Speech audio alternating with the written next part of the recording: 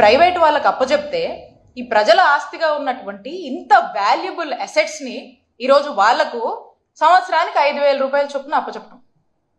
పైగా ఈరోజు ఈ రాష్ట్రంలో ఉన్నటువంటి ఏ పేదోడికైనా ఒక ఇబ్బంది వస్తే, రాష్ట్ర ప్రజలకు ఏదైనా ఇబ్బంది వస్తే వాళ్ళ ఆరోగ్యానికి సంబంధించి చూపించుకుందామని ప్రైవేట్ హాస్పిటల్కి వెళ్తే వాళ్ళు ఈరోజు ఖర్చుల పాలవటం, ఎక్కడ లేని భారం వాళ్ళ మీద మోపడం.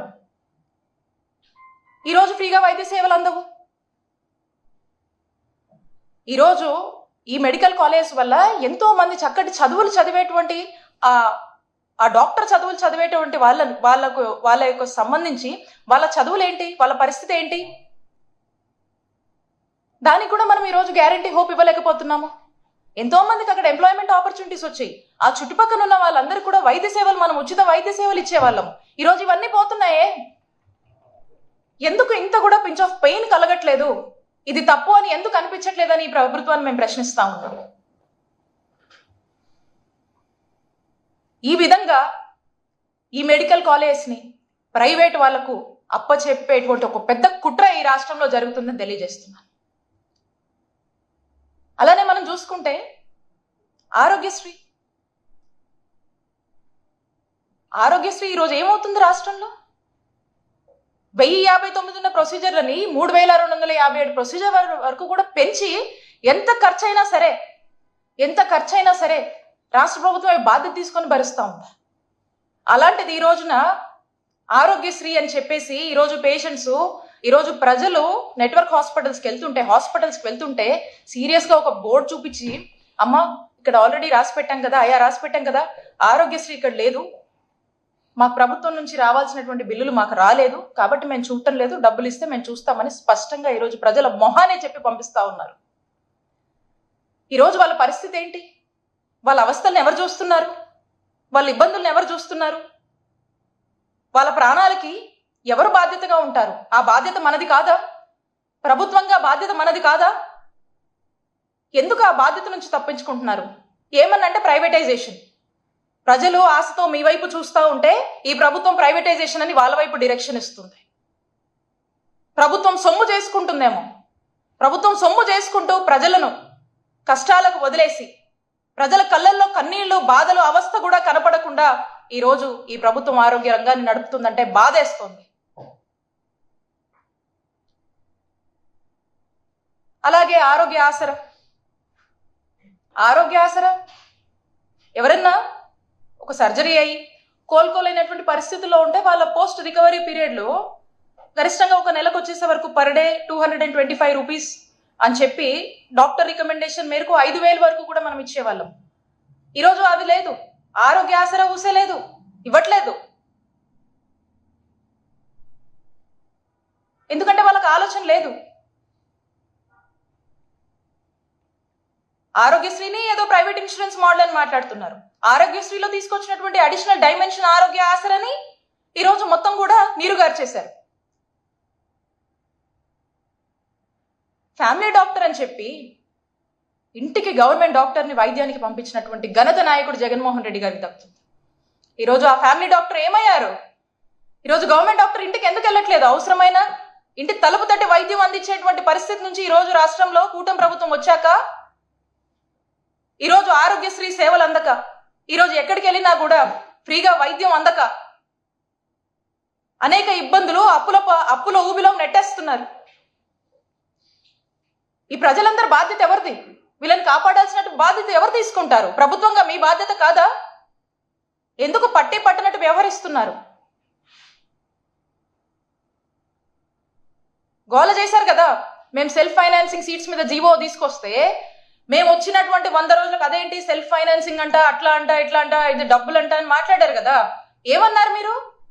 ఏమన్నారు? చంద్రబాబు నాయుడు గారు, టీడీపీ నాయకులు ఏమని మాట్లాడారు ఎన్నికల ముందు?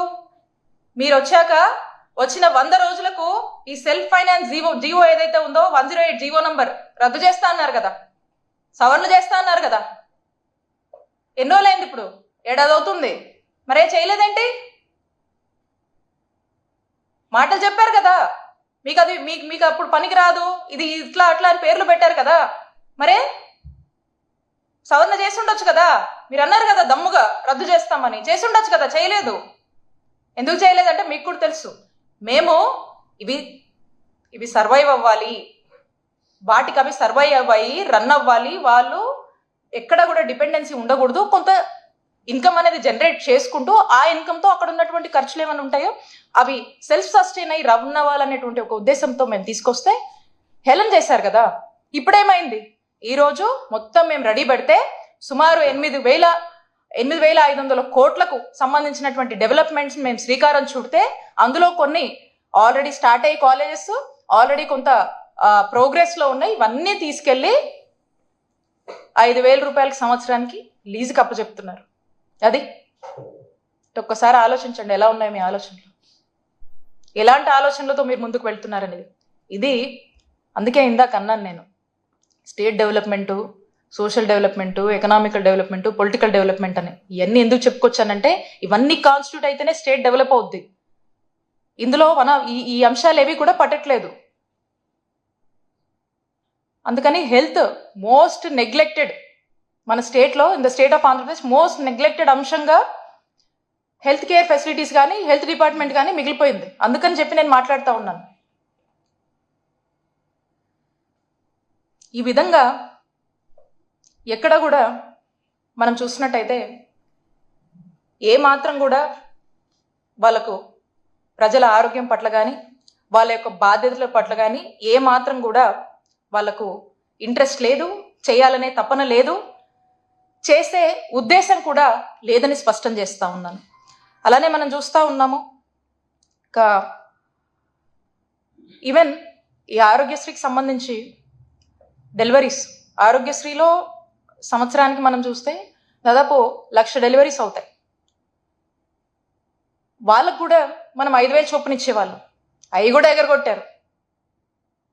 డెలివరీ ఉమెన్కి కూడా డబ్బులు ఎగరగొడుతున్నారు మీరు. ఇలా ఎందులో తీసుకున్నా ఎందులో చూసినా ప్రతి దాంట్లో కూడా మీరు ప్రజలనే మోసం చేసి ప్రజల మీద వాళ్ళ ఆరోగ్యం పట్ల బాధ్యతగా వ్యవహరించాల్సింది పోయి వాళ్ళ మీద కక్ష సాధిస్తూ ఉన్నారు. కాబట్టి మేము ఒకటే చెప్తా ఉన్నాము, ముందు నుంచి కూడా మా స్టాండ్ ఇదే, మా నాయకుడు జగన్మోహన్ రెడ్డి గారి స్టాండ్ ఇదే. ముందు నుంచి కూడా మేము చెప్తా ఉన్నాము, మేము ఒక గొప్ప ఆలోచనతో ఒక గొప్ప ఉద్దేశంతో రాష్ట్రంలో 17 కొత్త గవర్నమెంట్ మెడికల్ కాలేజెస్ తీసుకురావడం కానీ, ఆరోగ్యశ్రీ ప్రొసీజర్స్ పెంచడం కానీ, నెట్వర్క్ హాస్పిటల్స్ 1000 ఉన్నటువంటి నెట్వర్క్ హాస్పిటల్స్ పరిధిని నియర్లీ 2,300 హాస్పిటల్స్కి మేము పెంచడం కానీ, at the same time family doctor లాంటి ఒక గొప్ప ఇనిషియేటివ్ నోవెల్ కార్యక్రమాల్ని తీసుకొచ్చి అవసరం ఉన్నటువంటి ప్రతి ఇంటికి గవర్నమెంట్ డాక్టర్ని పంపించడం కానీ, ఇలా ఆరోగ్య ఆసరా లాంటి కొత్త ఒక డైమెన్షనల్ ఒక ఆరోగ్యశ్రీకి అడిషనల్ డైమెన్షన్గా ఇంట్రడ్యూస్ చేయడం కానీ, అందులో 5,000 వరకు కూడా వాళ్ళకు ఇవ్వటం కానీ, ఇలా ప్రతిదీ దేంట్లో అయినా కూడా కొన్ని ఇన్నోవేషన్స్, రిఫార్మేషన్స్ తీసుకొచ్చి ప్రజలకు మరింతగా చక్కటి కార్పొరేట్ స్థాయి వైద్యాన్ని పేద ప్రజలకు ఇంటి వద్ద నుంచే అందించాలంటే ఒక గొప్ప లక్ష్యంతో జగన్ గారి ప్రభుత్వం ముందుకు వెళ్ళింది. ఆ దిశగానే మేము వెళ్తున్నాం. కాబట్టి మిమ్మల్ని ఒకటే డిమాండ్ చేస్తూ ఉన్నాము, we are against, YSR Congress Party is against this privatisation. ఏదైతే ఈ మెడికల్ కాలేజెస్ని ఫేజ్డ్ మేనర్గా మీరు ప్రైవేట్ వాళ్ళ చేతులకు అప్పజెప్పాలనుకుంటున్నారో, వాళ్ళకు ఒక రకంగా మీరు అమ్ముకుంటున్నారో, దీనికి మేము అగెయిన్స్ట్గా ఉన్నాము. ఖచ్చితంగా రేపు వైఎస్ఆర్ కాంగ్రెస్ పార్టీ అధికారంలోకి వచ్చాక ఖచ్చితంగా మా నాయకుడు జగన్మోహన్ రెడ్డి గారు ఈ మెడికల్ కాలేజెస్ ఈ యొక్క ప్రైవేటైజేషన్ విషయంలో దీన్ని రివ్యూ చేస్తారు. దీన్ని ఖచ్చితంగా రివ్యూ చేసి దానికి తగినటువంటి డెసిషన్స్ తీసుకుంటారు అని చెప్పి తెలియజేస్తున్నాను.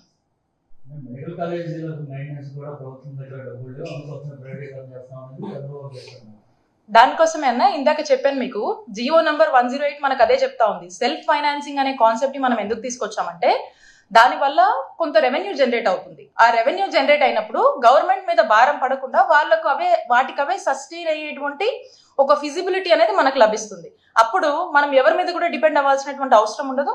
సాఫీగా దాని యొక్క రన్నింగ్ అనేది జరిగిపోతూ ఉంటుంది, దాని యొక్క ఎగ్జిక్యూషన్ అనేది జరిగిపోతూ ఉంటుంది. కాబట్టే మనం తీసుకొచ్చాం. సో వీళ్ళు ఏమన్నారు, మేము వచ్చాక 100 రోజులైనా రద్దు చేస్తాం, ఇది కరెక్ట్ కాదని మాట్లాడారు. మరి అయ్యన్న చేయాలి కదా, అదన్నా చేసి ప్రజలకు డాక్టర్ చదువులు చదివేటువంటి ఆ విద్యార్థులకు ఎక్కడ కూడా ఇబ్బంది లేకుండా జరిపించాలి కదా.